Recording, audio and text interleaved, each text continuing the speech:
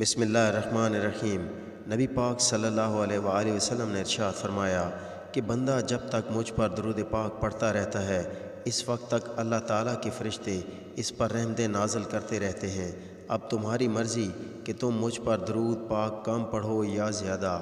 پھر ارشاد فرمایا قیامت کے دن لوگوں میں سے میرے نزدیک زیادہ قریب وہ ہوگا جس نے دنیا میں مجھ پر زیادہ درود پاک پڑھا ہوگا۔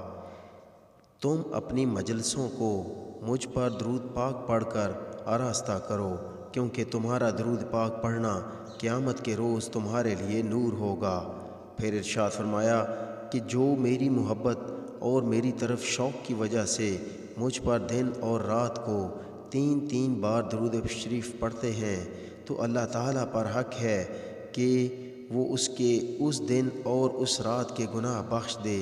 پھر ارشاد ہوا کہ ہر چیز کے لیے طہارت اور غسل ہے، اور ایمان والوں کے دلوں کے زنگ کی طہارت مجھ پر درود پاک پڑھنے سے صاف ہوتی ہے۔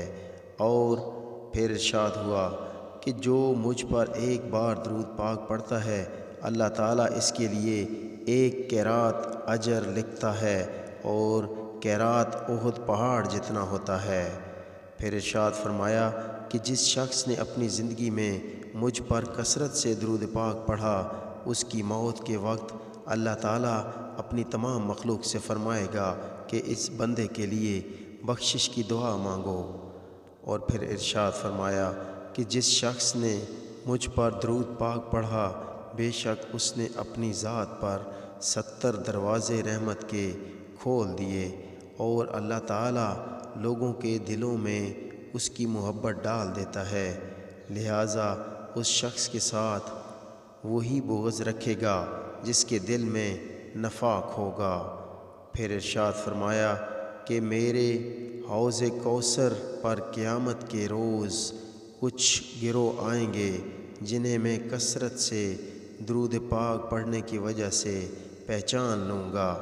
اور آخر میں نبی پاک صلی اللہ علیہ وآلہ وسلم کا ارشاد ہے کہ جسے یہ پسند ہو کہ اللہ تعالیٰ کی بارگاہ میں جب وہ پیش ہوتے وقت اللہ تعالیٰ اس پر راضی ہو، اسے چاہیے کہ وہ مجھ پر کثرت سے درود شریف پڑھا کرے۔ اور جمعے کے مبارک دن میں کثرت درود شریف کی حدیث میں بھی بہت فضیلت بیان کی گئی ہے۔ کوشش کرنی چاہیے کہ درود ابراہیمی یا بہت سے دوسرے درود شریف ہیں وہ سب جمعے کے دن یا عام دنوں میں بھی پڑھنے چاہیے تاکہ ہماری بخشش کا ذریعہ بن سکیں۔